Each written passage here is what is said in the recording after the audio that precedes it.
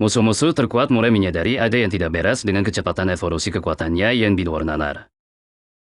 Di saat bahaya mematikan menopang dari segala penjuru, mampukah tirai emasnya berevolusi menuju tahap keabadian? Perlengkapan es yang melekat pada Gen 11 akhirnya menghilangkan keraguan agen bertopeng. Jubah Frostmourne dan tongkat tulang sumsum es membuktikan bahwa dia benar-benar sudah menaklukkan Domion Party itu. Agen bertopeng itu buru-buru membuka komunikasi di pergelangan tangannya. Namun, sapaan untuk mana mudanya tertahan saat ia menyadari laporan ini jauh lebih gila dari yang ia perkirakan. Ia melaporkan bahwa Gen 11 sudah masuk Domion lagi. Clear sebelumnya hanya butuh 23 menit, dan sekarang pemuda itu bahkan tidak memberi dirinya waktu istirahat. Sebagai bukti, agen itu menekankan bahwa Gen 11 keluar sambil memakai jubah Frostmourne dan membawa tongkat tulang sumsum es. Tidak ada lagi alasan untuk menyebut kemenangan itu kebetulan. Di Domion lain, Jia Menghuai yang sedang di power leveling mendadak kehilangan fokus. Laporan itu terdengar lebih mengejutkan daripada monster raksasa yang bertarung di depannya. Jia Menghuai memastikan kembali angka yang baru didengarnya. Gen 11 bukan hanya selamat, melainkan menyelesaikan seluruh Frostmourne Chase dalam 23 menit. Dengan kekuatan spiritual 150, Jia memang sejak awal menduga Gen 11 tidak akan biasa. Namun, bahkan Hidden Class pun sulit mencapai efisiensi seperti ini pada hari pertama. Perbandingan itu membuat Jian semakin terpukul. Saat dirinya baru mencapai level 2 dengan tim khusus, Gen 11 sudah melesat jauh di depan melalui jalur solo. Secara teori, Shadow Mage level 5 hanya punya summon undiat dan Corpse Explosion. Batas 2 summon serta cooldown 10 menit seharusnya membuat ratusan monster, 3 elit, dan Frostmourne mustahil disapu secepat itu. Jian bahkan membayangkan Gen 11 menuntaskan Domion tanpa menerima satu serangan pun. Ia lalu meminta agen menyebutkan apakah masih ada fakta yang lebih tidak masuk akal. Jawabannya langsung terlihat di depan agen. Gen 11 kembali melangkah masuk ke teleportasian array untuk memulai run berikutnya. Melihat kebulatan tekad itu, agen hanya bisa bertanya dalam hati apakah menaklukkan Domion sendirian benar-benar terasa menyenangkan bagi Gen 11. Bagi Gen 11, jawabannya justru iya. Di tengah badai es dan pasukan skeleton yang terus bergerak, ia merasa run ini santai dan memutuskan grinding sampai waktu makan malam. Waktu terus berjalan sampai cahaya senja menyelimuti kota. Satu hari leveling Gen 11 akhirnya mendekati batasnya. Teleportation array kembali menyala, dan Gen 11 muncul dari cahaya biru setelah menyelesaikan run terakhirnya hari itu. Agen segera mengirim laporan baru. Run kali ini selesai hanya dalam 16 menit, dan Gen 11 telah mencapai level 8. Gen 11 sendiri memutuskan cukup sampai di sana untuk hari ini. Setelah seharian membuntuti target yang tidak pernah berhenti, agen akhirnya meminta izin beristirahat. Ia tetap berada di dekat area itu, berjaga kalau Gen 11 kembali membuat kejutan. Gen 11 membuka antarmuka trading house di tengah kota. Setelah berulang kali clear, inventarisnya sudah dipenuhi perlengkapan yang tidak ia perlukan. Sebagian besar lot bisa langsung dilempar ke trading house untuk ditukar uang. Bahkan gauntlet ungu bernilai tinggi tetap tidak berguna baginya karena persyaratan equipnya tidak cocok. Namun, satu gurumen berukir biru tidak ikut dijual. Gen 11 menarik item itu keluar dari inventaris karena nilainya jauh melampaui perlengkapan biasa. Gurumen yang terbuka di tangannya adalah hadiah sebenarnya, sebuah peta langkah yang menjanjikan akses Domion khusus. Namanya level 10 Seth Red Realm Concor. Item itu memberi akses satu kali ke Seth Red Realm dengan level 10, wajib dimasuki 2-5 orang, dan dapat menghasilkan XP besar serta gear kelas atas. Gurumennya sendiri bernilai 30-50 ribu gold, tetapi hadiah di dalam Domion jauh lebih menggiurkan. Masalahnya hanya satu, Gen 11 kekurangan rekan. Saat ia mulai memikirkan siapa yang pantas diajak, seseorang mendekat dari belakang. Orang itu ternyata Jia Menghuai. Kemunculannya tepat setelah Gen 11 membutuhkan satu anggota party terasa terlalu pas untuk disebut kebetulan biasa. Gen 11 langsung menghubungkan keberadaan agen yang terus menatapnya dengan keluarga Jiang. Ia juga sudah mendengar bahwa Jia Menghuai sedang menjalankan Domion secara solo. Tanpa berputar-putar, Gen 11 mengajaknya memasuki Domion bersama esok hari. Ia menawarkan 30% lot untuk dirinya dan 70% untuk Jia Menghuai. Jian segera menganalisis Red Realm Concort dan terpaku. Item langka seperti itu bukan sesuatu yang biasanya muncul di tangan awak Kener hari pertama. Chen 11 menjelaskan bahwa gurumen itu hanyalah lucky drop. Karena domionnya baru level 10, ia siap berangkat bersama Jian, atau mencari orang lain kalau tawarannya ditolak. Jian langsung berbalik menerima tawaran itu dengan antusias. Kesempatan memasuki ses Red Realm terlalu berharga untuk dilepaskan. Kesepakatan pun selesai untuk esok hari. Setelah memastikan waktunya, Jian berlari pergi secepat datangnya. Melihatnya kabur begitu cepat, Chen 11 sempat bertanya-tanya apakah Jian justru takut berubah pikiran atau membatalkan kesepakatan. Keesokan harinya, para awakener baru kembali ke akademi. Selama bulan pertama setelah kelas awakening, mereka wajib melapor setiap hari untuk menerima arahan perkembangan, rute EXP, mekanisme Dumeon, dan aturan party. Hari itu juga menjadi pembukaan pertama Rookie Leaderboard. Para siswa datang membawa gear baru, dan persaingan yang selama ini hanya berupa omongan mulai terasa nyata. Chen 11 berjalan melewati kerumunan dengan pakaian sederhananya, tanpa memamerkan gear hasil Dumeon. Tidak ada yang menyangka pemuda tenang itu sudah mencapai level 8. Sebuah mobil hitam mewah berhenti di depan akademi, menarik perhatian para siswa yang sedang berkumpul. Di dalam mobil, ayah Jia Menghui membicarakan kegembiraan para awakener baru terhadap perlengkapan. Ia lalu menanyakan perkembangan level putrinya. Jia menjawab bahwa ia grinding sepanjang sore kemarin dan kini berada di level 5 dengan 80% XP. Menembus level 6 hari itu seharusnya mudah. Ayahnya menganggap hasil itu sangat bagus dan langsung yakin Jian akan menempati peringkat pertama di angkatannya. Jian tidak berani menyebut peringkat pasti, tetapi ia tahu dirinya bukan yang pertama. Dalam pikirannya hanya ada Chen 11, yang semalam sudah mencapai level 8. Saat turun dari mobil, Jia memberitahu ayahnya bahwa setelah morning assembly, ia akan menjalankan Dumeon bersama seorang teman. Untuk sementara, eskor keluarga tidak diperlukan. Ayahnya meminta ia menunggu. Setelah acara kumpul-kumpul, ia sendiri harus menghadiri rapat Dewan Destiny Covenant, dan ia juga ingin melihat papan peringkat pemula yang dibuka hari itu. Dalam hati, ia tetap yakin putrinya pasti akan jadi yang nomor 1. Ia bahkan menganggap Jiang hanya sedang merendah, dan akan sangat kecewa kalau prediksinya meleset. Di auditorium, para siswa sibuk membandingkan level mereka. Ada yang baru level 2, ada yang bangga mencapai level 3, tetapi hampir semua menganggap teras tersembunyi Jiang Menghui pasti akan menduduki puncak. Xing Wei dan Chen Oxi duduk di tengah kerumunan dengan perlengkapan baru mereka, menikmati perhatian yang mereka dapatkan dari hasil power leveling keluarga. Begitu melihat Chen 11, Xing Wei langsung menanyakan levelnya dengan nada menantang, seolah hasil papan peringkat sudah pasti akan mempermalukannya.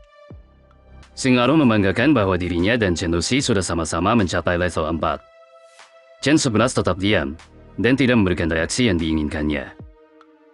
Chen 11 hanya meletakkan tasnya dan duduk. Baginya, perdebatan itu tidak layak menghabiskan waktu. Xing tetap mengejar, menebak Chen 11 paling tidak sudah level 2, dan mengatakan semua jawaban akan terlihat saat papan peringkat muncul. Ia menambahkan bahwa papan peringkat pemula hanya menampilkan 30 besar. Menurut Xing, Chen 11 bahkan tidak akan mendapat kesempatan melihat namanya sendiri. Xing masih puas dengan kesimpulannya, sementara Chen 11 tetap tenang di kursinya. Ketimpangan pengetahuan di antara mereka membuat ejekan itu semakin ironis. Dua tokoh penting kemudian memasuki panggung, Kepala Akademi Li Mingtian dan Jian Zhenxiong, ayah Jia Menghui sekaligus diakon Kepala Asosiasi Destiny Covenant Cabang Kota Tianyi. Para siswa langsung mengenali Jian Zhenxiong. Kehadirannya membuat mereka yakin Jia Menghui akan mencuri seluruh perhatian pagi itu. Chen 11 mengingatkan Xing Wei bahwa para pemimpin sekolah sudah mengambil tempat. Kalau ingin terus bicara sampah, Xing sebaiknya menyimpannya untuk nanti. Xing justru menganggap kalimat itu sebagai tanda Chen 11 sadar diri. Ia tetap yakin lawannya tidak memiliki hasil yang bisa dibanggakan. Suasana auditorium mendadak hening ketika Li Mingtian berdiri dan membuka acara kumpul-kumpul pagi. Seperti tahun-tahun sebelumnya, Li Mingtian menyambut para awakener pada hari pertama mereka kembali, dan mengambil alih jalannya acara kumpul-kumpul. Ia menegaskan bahwa tidak ada kelas mulia maupun rendah, karena kelas akan menemani mereka seumur hidup. Papan peringkat pemula memang dibuka hari itu, tetapi para siswa tidak boleh membiarkan ranking mengganggu tujuan masing-masing. Meski begitu, Li tahu semua orang sedang memikirkan satu hal yang sama. Ia pun berhenti menunda, dan memerintahkan sistem untuk menampilkan peringkat. Sebuah layar hologram raksasa menyala di depan auditorium, dan daftar papan peringkat pemula mulai bergerak. Xing Wei segera menemukan namanya di posisi 22, dan Chen Luxi di posisi 21. Ia masih tersenyum, yakin jarak mereka dengan Chen 11 hanya akan semakin lebar. Chen 11 tetap diam saat Xing bersumpah ia tak akan pernah bisa mengangkat kepala tinggi di hadapannya lagi. Keyakinan itu hanya bertahan beberapa detik. Posisi kedua muncul lebih dulu, menampilkan wajah Jia Menhuai. Prediksi semua orang tentang dirinya sebagai nomor satu langsung runtuh. Jian Zhenxiong sampai bangkit dengan mata melebar. Ia tidak menyangka putrinya benar-benar kalah pada hari pertama. Jian sendiri justru menatap ke arah Chen 11. Hasil itu memastikan bahwa orang di puncak memang pemuda yang sudah ia curigai. Auditorium langsung dipenuhi pertanyaan. Kalau Jian Menhuai hanya nomor 2, siapa yang mampu menahannya dari posisi pertama, dan mengapa namanya belum terlihat? Jian Zhenxiong akhirnya memahami alasan putrinya sejak awal tidak mengaku akan menjadi nomor 1. Jian ternyata sudah mengetahui keberadaan seseorang yang lebih cepat. Xing Wei masih belum menangkap situasinya. Ia kembali mengejek Chen karena tidak masuk 30 besar, dan menebar levelnya bahkan masih sangat rendah. Li Mingtian lalu mengatakan bahwa ia tahu semua orang sedang menunggu posisi pertama. Menurutnya, angkatan tahun ini benar-benar melahirkan hasil luar biasa. Untuk pertama kalinya dalam sejarah akademi, seorang siswa melesat langsung ke level 8 hanya dalam 1 hari. Li sengaja menyimpan nama terbaik itu sampai akhir. Dengan satu jentikan jari, Li memanggil kartu peringkat terakhir ke layar utama. Posisi pertama akhirnya terbuka, Shadow Mage level 8, Chen 11. Nama yang dianggap tidak mungkin masuk 30 besar justru berdiri paling tinggi. Seluruh auditorium membeku dalam diam. Para siswa yang baru saja mengejeknya tidak mampu langsung memproses hasil di depan mata. Detik berikutnya, pertanyaan meledak dari segala arah. Level 8, Shadow Mage, dan kelas biasa terasa seperti 3 fakta yang tidak mungkin berdiri dalam satu nama. Xing Wei paling terpukul. Wajahnya memucat saat ia mengulang peringkat dan level Chen, lalu mencoba meyakinkan diri bahwa Shadow Mage biasa tidak mungkin melakukan itu. Chen Luxi menatap Chen 11 dari kejauhan dan mulai mempertanyakan pilihannya sendiri. Untuk pertama kalinya, meninggalkan Chen terasa seperti mungkin memilih orang yang salah. Kegaduhan menyapu seluruh barisan kursi. Di pusat perhatian itu, Chen 11 tetap duduk tenang, sementara orang-orang di sekelilingnya berdiri dan menoleh. Xing Wei akhirnya berbalik langsung kepada Chen 11 dan berteriak bahwa ia tidak percaya. Namun nama di posisi pertama tidak memberi ruang bagi penyangkalan. Seorang siswa menunjuk papan peringkat dengan ekspresi tak percaya. Chen 11, yang membangkitkan Shadow Mage, kini tercatat sebagai rookie level 8. Pemuda berotot di sebelahnya ikut menghitung ulang pencapaian tersebut. Kecepatan naik level Chen 11 terasa begitu tidak masuk akal, seolah melanggar hukum dunia. Dua siswa lain membandingkannya dengan seluruh sejarah akademi. Mereka belum pernah mendengar ada yang mencapai level 8 hanya dalam 1 hari. Jawaban yang muncul justru membuat rekor itu semakin gila. Level 6 saja sudah sangat langka, sedangkan level 7 belum pernah terjadi pada hari pertama. Papan hologram menampilkan Chen 11 di peringkat pertama dan Jian Menhuai di posisi kedua. Begitu nama-nama itu terlihat jelas, seluruh auditorium langsung riuh. Li Mingtian memandang hasil itu tanpa kehilangan ketenangan. Baginya, pencapaian tersebut seolah membenarkan kekuatan spiritual Chen 11 yang tertinggi dalam sejarah akademi. Namun, batas normal tetap jelas. Bahkan guild besar yang mengunci field zone dan memakai kontraparti mahal biasanya hanya mampu mendorong rookie sampai level 6 pada hari pertama. Level 7 hampir mustahil, sedangkan level 8 belum pernah terdengar. Di antara kerumunan, Chen Luxi menatap papan dengan penyesalan. Ia membayangkan dirinya mungkin masuk 3 besar seandainya kemarin tidak meninggalkan Chen 11. Chen 11 justru menoleh kepada Xing Wei dan dengan tenang memuji hasilnya sambil menyuruhnya bekerja lebih keras. Ucapan sederhana itu terasa seperti tamparan di depan seluruh auditorium. Xing Wei menepalkan kedua tangannya sampai gemetar. Ia tidak sanggup menerima bahwa seorang Shadow Mage yang ia hina kini berdiri jauh di atas dirinya. Li Mingtian menilai angkatan tahun ini dipenuhi kuda hitam. Bukannya memihak satu orang, ia memuji seluruh kejutan yang muncul pada hari pertama. Chen 11 teringat bagaimana Jiang Menhuai terus membahas Shadow Mage dan sejak pagi sudah yakin dirinya bukan peringkat pertama. Keyakinan itu membuatnya curiga bahwa Jiang mengetahui sesuatu yang belum ia pahami. Setelah urusan peringkat selesai, Li Mingtian beralih ke pelajaran wajib.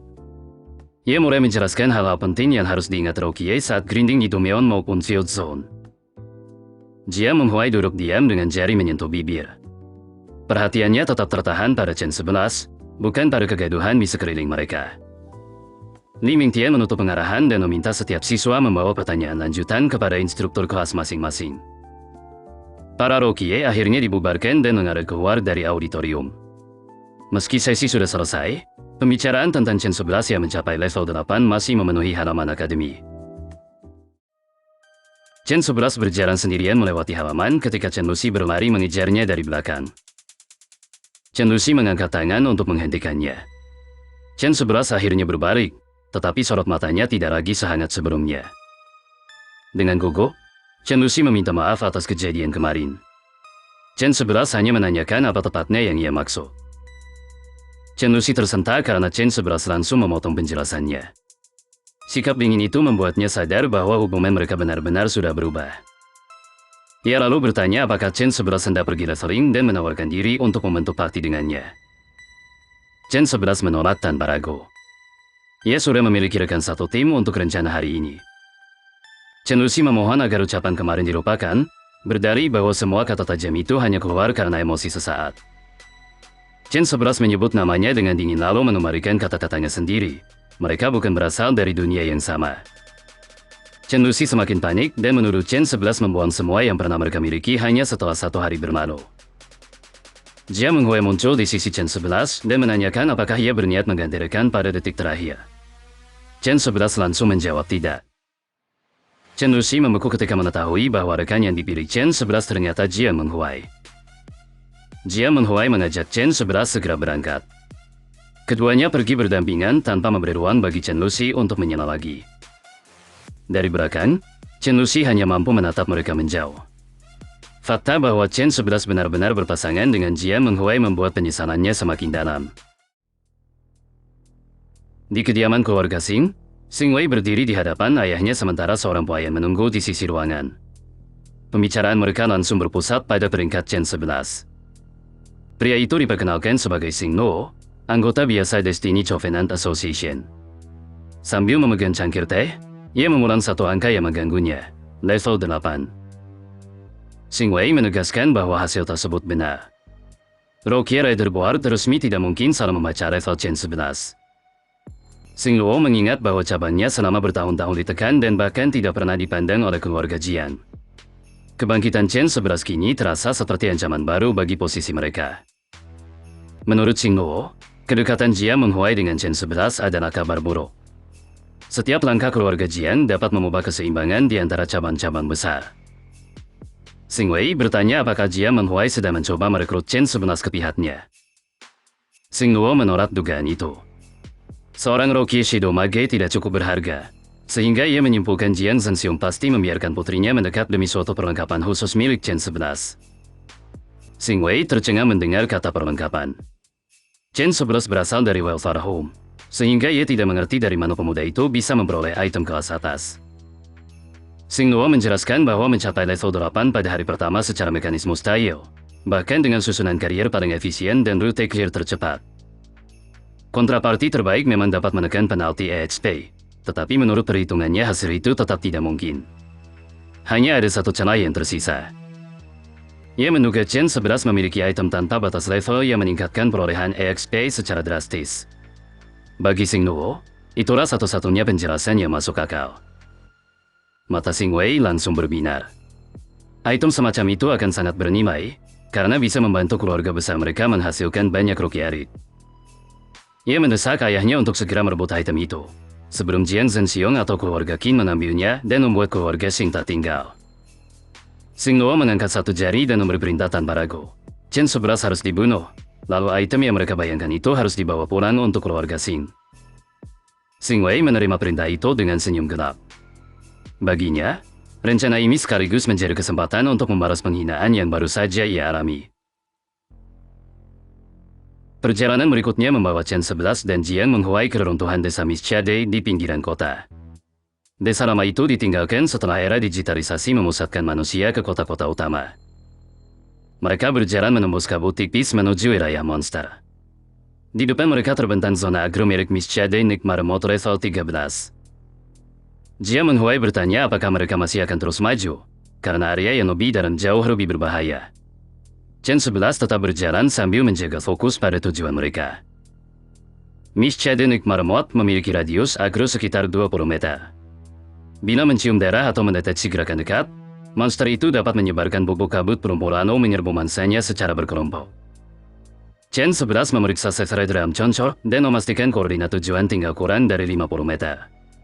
Setelah titiknya terkunci, mereka dapat membuka Sesredram Dumeon. Tanpa mereka sadari, beberapa sosok bersenjata membuntuti dari balik bangunan runtuh. Bayangan-bayangan itu menunggu sampai keduanya jauh dari jalur aman. Chen 11 dan Jiang Menghuai tiba-tiba berhenti. Tatapan keduanya menajam karena keberadaan para penguntit akhirnya terbaca. 3 pria bersenjata keluar dari persembunyian. Seorang pemimpin berjubah hitam, petarung bertopeng dengan pedang, dan pria besar pembawa kapak. Mereka mengaku semula mengira kontra ini akan sulit. Pemimpin mereka menjelaskan bahwa Ruki biasanya tetap dekat tembok kota atau hanya memurang Dumeon level 5. Karena itu, kesempatan menyerang Chen 11 di tempat sepi terasa sangat langka. Mengetahui targetnya adalah Ruki peringkat pertama justru membuat pria itu semakin bersemangat. Ia menyebut pertemuan ini sebagai peluang yang mungkin hanya datang sekali seumur hidup. Chen 11 menggenggam Frost Marrow Bonus Staff dan bertanya apa sebenarnya yang sedang mereka bicarakan. Pemimpin berjubah itu mengungkap sumber kontraknya. Keluarga Singh membayar nyawa Chen 11 karena sangat menginginkan sebuah item yang mereka yakini ada padanya. Ketiga pembunuh bayaran itu mengangkat senjata. Mereka mengaku sedang kekurangan uang, sehingga menerima pekerjaan tersebut tanpa peduli siapa targetnya. Chen 11 langsung menghubungkan keluarga Singh dengan cabang milik Singh Wei. Meski pernah berselisih dengannya, ia merasa sebuah perlengkapan biasa tidak cukup untuk menjelaskan kontra pembunuhan. Ia menilai robe ungu yang dipakainya hanya berharga sedang karena syarat levelnya rendah. Sedangkan Singh Wo sebagai petarung tingkat tinggi mampu memberi item jauh lebih baik. Bahkan bonus staff birunya lebih murah, sehingga motif mereka terasa jenggal. Chen 11 akhirnya menghentikan analisis itu. Apapun kesalahpahaman keluarga Singh, ancaman di depan mata harus diselesaikan lebih dahulu. Energi gelap berkumpul di sekitar Chen 11 sementara Jiang Menghuai bersiap di belakangnya. Jika para pembunuh itu datang untuk membunuh, maka jawabannya sederhana. Ia akan membunuh mereka lebih dahulu. Di pintu masuk ngarai kabut putih, Chen 11 dan Jiang Menghuai langsung berhadapan dengan 3 pembunuh bersenjata suruhan keluarga Singh. Tatapan Chen 11 menajam. Medan yang terbuka membuat kecepatan para pembunuh sulit dibatasi, menempatkan dirinya dan Jiang Menghuai dalam posisi yang sangat tidak menguntungkan. Pemimpin berjubah hitam itu tiba-tiba melesat maju dengan 2 berarti, menutup jarak sebelum kedua pemuda itu sempat mengubah formasi. Dalam sekejap, ia sudah berada di belakang Jiang Menghuai, memperingatkannya agar menjauhkan tangan dari alat komunikasi. Ujung berarti ditempelkan ke leher Jiang Menghuai. Satu gerakan lagi menuju komunikator akan langsung dibalas dengan kematian. Jiang Menghuai tetap tenang dan menyebut keluarga Singh sebagai pendiri mereka. Ia juga mengingatkan bahwa ayahnya adalah Jiang Zhenxiong, Chief Deacon Destiny Covenant Association. Ancaman nama Jiang Zhenxiong hanya membuat pemimpin pembunuh itu menyeringai, sementara 2 rekannya sama sekali tidak menunjukkan niat untuk mundur. Baginya, status putri seorang Chief Deacon tidak berarti apa-apa. Jika kedua pemuda itu dikubur di tempat terpencil ini, tidak akan ada saksi yang bisa berbicara. Chen 11 mengangkat satu tangan dan meminta mereka menunggu. Di era digitalisasi, ia tahu mayat maupun catatan agro dapat dihapus dengan mudah. Pemimpin pembunuh menolak segala kemungkinan negosiasi. Dalam bekerja mereka, nyawa korban tidak bisa dibeli karena reputasi adalah segalanya. Chen 11 selalu menyebutkan Sesredram Choncor yang baru ia dapatkan dan meminta untuk dibunuh di dalam ngarai kabut putih.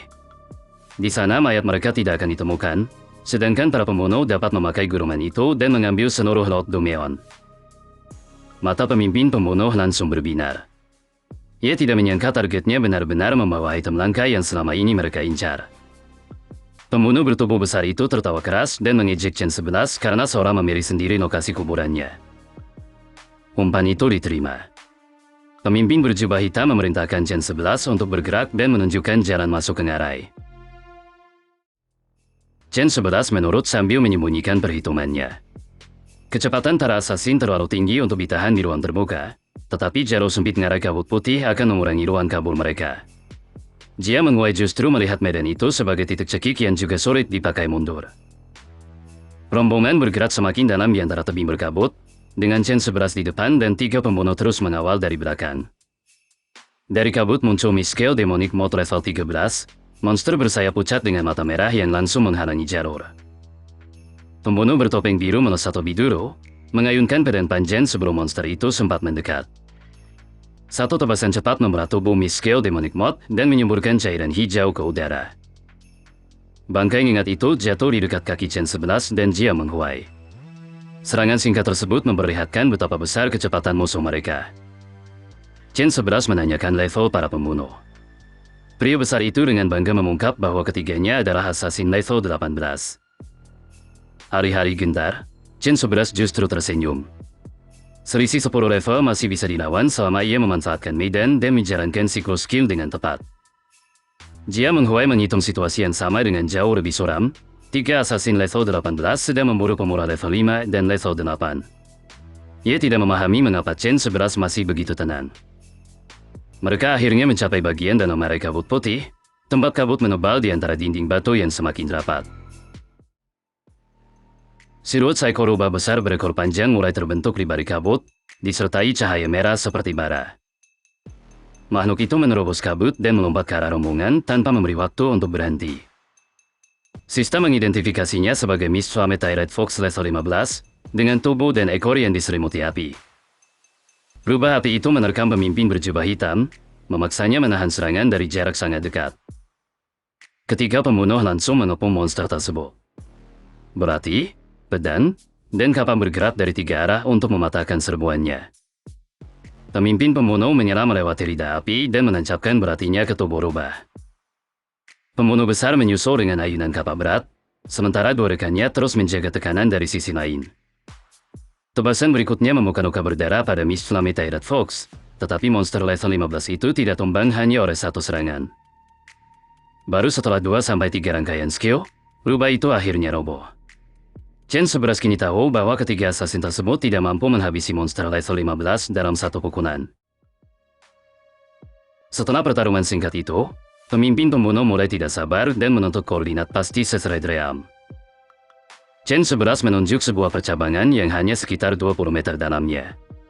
Jalan buntu itu dikelilingi dinding batu pada 3 sisi dan hampir tidak memberi ruang untuk bermanuver. Pemimpin pembunuh menatap jalan buntu tersebut sebagai jackpot, membunuh target, mengambil note, lalu membuka domion di lokasi yang sama. Tanpa menunggu lama, ketiga pembunuh masuk lebih dahulu ke percabangan sempit, meninggalkan Chen 11 dan Jia Menghuai di dekat satu-satunya jalan keluar. Senyum Chen 11 akhirnya terlihat. Ia sempat memikirkan cara memancing mereka masuk, tetapi para pembunuh itu justru menempatkan diri di dalam jebakan tanpa dipaksa. Chen 11 mengangkat Frost Marrow Bonus Staff. Mana hitam biru berputar di sekelilingnya ketika skill pemanggilan diaktifkan. 2 Shadow Skeleton berzira muncul tepat di mulut jalan buntu, menempatkan tubuh mereka di antara para pembunuh dan satu-satunya jalur keluar. Ketiga pembunuh itu serentak menoleh. Kemunculan 2 kerangka di belakang mereka akhirnya mengubah ekspresi santai mereka. Pemimpin berjubah hitam itu menatap kedua makhluk panggilan tersebut dan menuntut penjelasan, seolah Chen 11 baru saja melakukan sesuatu yang sia-sia. Jia Menghuai sendiri belum sepenuhnya mengerti rencananya. Ia hanya melihat Chen 11 memanggil 2 kerangka secara acak di hadapan lawan yang levelnya jauh di atas. Para pembunuh itu kembali tertawa. Bagi mereka, 2 tumpukan tulang rapuh itu bahkan tidak akan sempat melayangkan beberapa pukulan sebelum hancur lebur. Chen 11 menerima ejekan itu dengan tenang. Ia memang sudah menduga para pembunuh tidak akan menyerah begitu saja, tapi sikap meremehkan mereka ternyata lebih parah dari dugaannya. Senyum berat tersungging di wajah Chen 11. Kedua kerangka itu tidak dipanggil untuk bertarung tangan kosong. Dengan musuh yang terkunci di ruang sempit, Ia berniat mengirim mereka langsung ke neraka di tempat itu juga. Chen 11, dengan 2 Shadow Skeleton di garis depan, menolak pertarungan biasa. Ia justru menyatakan akan mengusir ketiga assassin itu dari tempat ini sekaligus. Pembunuh bertubuh besar pembawa kapak tertawa terbahak-bahak. Menurutnya, perbedaan level 8 dan level 18 adalah jurang yang tak mungkin tertutup hanya dengan keberanian. Pemimpin berjubah hitam juga meremehkan ancaman Chen 11. Baginya, seorang pemula yang ingin memburu mereka bertiga hanyalah sedang mengejar mimpi bodoh. Jia Menghuai menatap Chen 11 dengan tegang. Menurut perhitungannya, seorang Shadow Mage level 8 hampir tidak punya peluang melawan 3 assassin level 18. Chen 11 maju satu langkah dan meminta Jia Menghuai mundur. Gerakan sederhana itu membuatnya bingung, karena ia belum melihat bagaimana 2 skeleton bisa membalikan keadaan. Ia mengangkat Frost Marrow Bonus Staff dan kembali mengaktifkan Summon Shadow. Energi gelap berbentuk tengkorak berputar memenuhi udara di sekelilingnya. Senyum ketiga assassin langsung sirna. Mereka akhirnya paham bahwa Chen 11 bukan sedang menyiapkan 2 prajurit tambahan, melainkan memanggil pasukan baru. Dari dalam kabut, deretan Shadow Skeleton berzirah muncul sambil membawa pedang. 2 penjaga di jalan keluar kini hanya menjadi barisan terdepan dari pasukan yang jauh lebih besar. Pantulan pasukan Undiat memenuhi mata pemimpin pembunuh. Keringat dingin muncul saat nalurinya memperingatkan bahwa ada sesuatu yang sangat salah. Kabut tersibak oleh barisan demi barisan sosok berzirah yang menopong ketiga assassin dari segala arah. Jalan buntu itu berubah menjadi kandang yang dipenuhi Undiat. Jia Menghuai dan para assassin sama-sama terpaku. Skill pemurah Summon Undiat seharusnya tidak bisa menghasilkan jumlah sebesar itu dalam satu pertempuran. Pemimpin berjubah hitam akhirnya menebar rahasianya. Summon Undiat milik Chen 11 tidak memiliki Chou Dawn. Ia pun memerintahkan kedua rekannya untuk membunuh Chen secepat mungkin sebelum pasukan itu menelan mereka.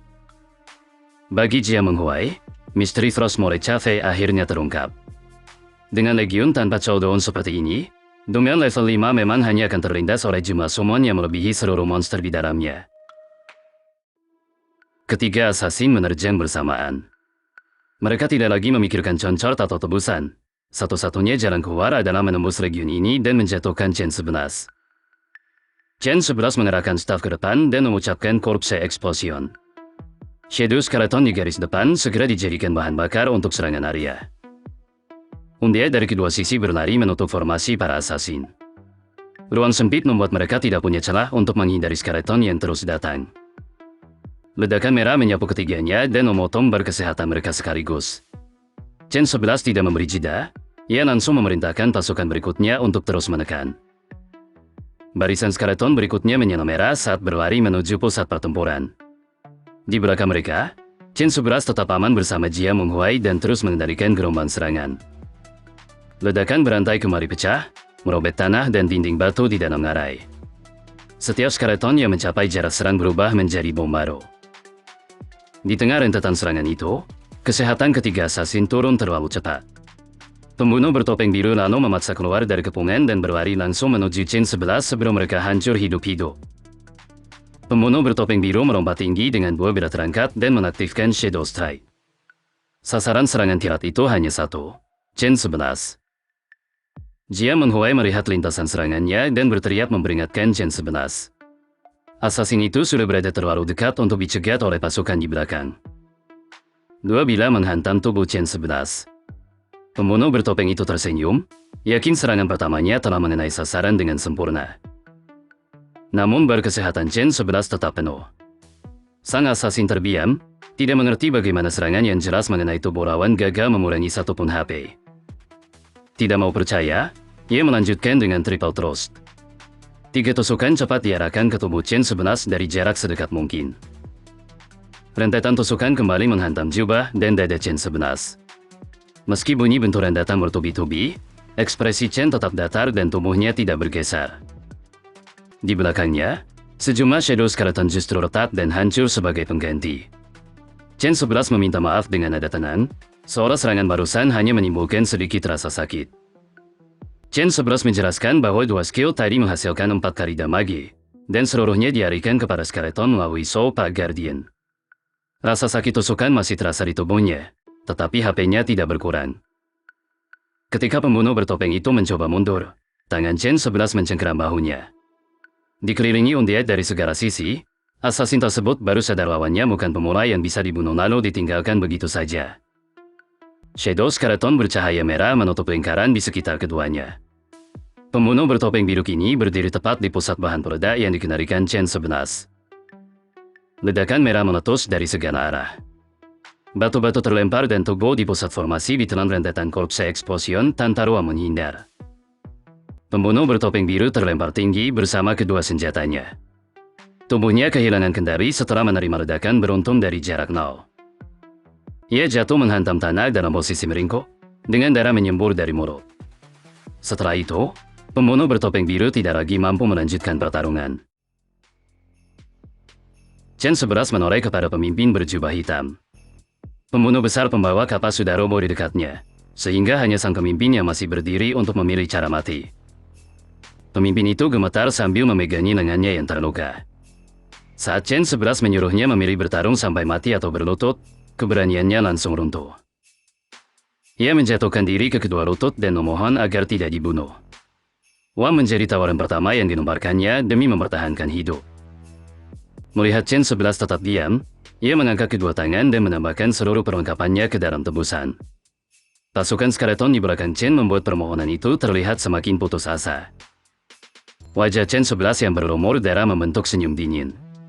Jika ia membunuh orang itu, uang dan equipment tersebut tetap menjadi miliknya. Bukankah para pembunuh sendiri yang lebih dahulu mengajarkan aturan itu? Chen 11 menatap pemimpin asasin yang berlutut, lalu bertanya apakah permohonan belas kasihan benar-benar pantas dibalas dengan kebebasan. Dengan tubuh gemetar di antara kaki para skeleton, pemimpin itu buru-buru bersumpah akan menuruti apapun demi dibiarkan hidup. Namun, tatapan Chen 11 mengeras. Ia membenci pembohong, dan janji putus asa itu tidak mengubah keputusan yang sudah dibuatnya. Ledakan merah meletus di tengah jalan buntu, menelan pemimpin asasin bersama sisa perlawanannya. Setelah bara ledakan mereda, indikator sistem menunjukkan mana Chen 11 telah pulih sedikit. Cukup untuk kembali mengisi barisan penjaga. Energi hitam biru kembali menyembur dari tanah saat Chen 11 memanggil beberapa Shadow Skeleton baru. Karena White Mist Gorge masih dipenuhi Mist Flame Red Fox yang dapat menyergap kapan saja, Chen 11 meninggalkan beberapa skeleton sebagai jaminan keamanan. Melihat Jia Menghuai masih terpaku, Chen 11 menyuruhnya berhenti melamun dan mulai menghitung lot sesuai pembagian 30/70. Chen 11 berjongkok di samping jasad asasin dan menemukan kantong penyimpanan yang penuh koin serta perlengkapan. Panel perolehan mencatat 85.000 koin emas, 20 perlengkapan umum khusus asasin, dan 5 perlengkapan biru. Melihat hasil sebesar itu, Jia Menghuai sampai merasa hidden class miliknya tampak miskin jika dibandingkan dengan cara Chen 11 menghasilkan keuntungan. Setelah seluruh kantong dihitung, totalnya mencapai 150.000 koin emas. Bagian 30% Jian berarti 45.000. Jian Menghuai menolak koin itu dan menyerahkan semuanya kepada Chen 11 tanpa ragu. Bahkan perlengkapan asasin pun tidak ia ambil. Bagi Jian, seluruh lot itu hanyalah hadiah terima kasih karena Chen 11 telah menyelamatkan nyawanya. Chen 11 menerima keputusan itu, lalu menawarkan aturan baru untuk Sacred Realm. Seluruh XP diberikan kepada Jian, sementara equipment drop dan koin emas menjadi bagiannya. Dengan pembagian selesai, Chen 11 dan Jian Menghuai meninggalkan jalan buntu bersama barisan skeleton yang masih mengawal mereka. Kabut tebal kembali menelan tebing White Mist Gorge ketika rombongan bergerak semakin dalam. Jian mendadak berteriak memperingatkan Chen 11 ketika sesuatu menerobos kabut dari samping. Seekor Mist Flame Red Fox melompat tepat ke arah Chen 11. Tubuhnya diselimuti api jingga. Sebelum taringnya mencapai sasaran, sebuah skeleton meledak dan menghantam rumah itu dengan semburan merah dari jarak dekat. Rubah api itu jatuh tak bergerak di hadapan Chen 11, sementara ia tetap berdiri tanpa luka di balik asap. Di sepanjang jalan, skeleton lain menyapu burung raksasa, ular, babi hutan, dan monster di atas level 10. Jian tidak pernah membayangkan wilayah seperti ini dapat dilewati semudah itu. Jian akhirnya mencoba menanyakan bagaimana Chen 11 mampu melakukan semua itu, tetapi kalimatnya terhenti di tengah jalan. Ia lalu memilih menahan diri. Jika Chen 11 belum ingin membicarakan rahasia kelasnya, Jian merasa tidak berhak memaksa. Chen 11 menyadari perubahan itu dan bertanya apakah ada sesuatu di pikirannya. Dia menyangkal, lalu mengajak segera menjalankan Sacred Realm Domain. Secara normal, Chunchaut level 10 setara dengan Party Domain level 10. Seorang Shadow Mage level 8 dan Fight Wanderer level 5 seharusnya menjual akses itu atau menyewa karier. Jian pun sadar Chen 11 membawanya terutama untuk memenuhi syarat minimal 2 pemain, bukan sebagai sumber damage. 10 menit kemudian mereka mencapai koordinat tujuan, dan Chen 11 memilih opsi untuk memasuki Domain. Pilihan, yes, mengaktifkan Chunchaut, membuka pusaran portal biru raksasa di antara tebing. Di depan portal itu, Jia Menghui tersenyum dan mengatakan bahwa ia percaya kepada Chen 11. Keduanya melangkah menembus cahaya biru dan meninggalkan White Mist Gorge. Sepatu lapis baja Chen 11 menghantam tanah kering sebuah ngarai berbatu, menandai kedatangan mereka di Sacred Realm. Begitu pendenan terbuka, beberapa anjing raksasa berlapis batu menghadang. Jian langsung mengenalinya sebagai Black Armored Rock Mastiff level 10. Ui mengonfirmasi Black Armored Rock Mastiff level 10. Sacred Realm memiliki level tetap, tetapi jenis monster di dalamnya dipilih secara acak. Instansi kali ini hanya berisi satu bos dan beberapa monster biasa, tanpa elite monster di antaranya. Jia memperingatkan bahwa kecepatan serang mereka memang rendah, tetapi charge-nya sangat ganas, sedangkan armor batu dan defense mereka tebal. Chen 11 hanya mengangkat tangan. Menurutnya, semua itu tidak penting. Mereka tinggal memulai. Kabut hitam biru menyebar di seluruh ngarai saat Chen 11 memanggil Shadow Skeleton tanpa jeda. Barisan skeleton kemudian maju rapat menuju kawanan Mastiff, membuat monster terdepan tersentak menghadapi jumlah mereka. Mastiff berzirah batu menegakkan tubuh dan bersiap menahan gelombang undiat yang terus mendekat. Dengan senyum tenang, Chen 11 memberi satu perintah singkat kepada seluruh pasukannya. Bunuh.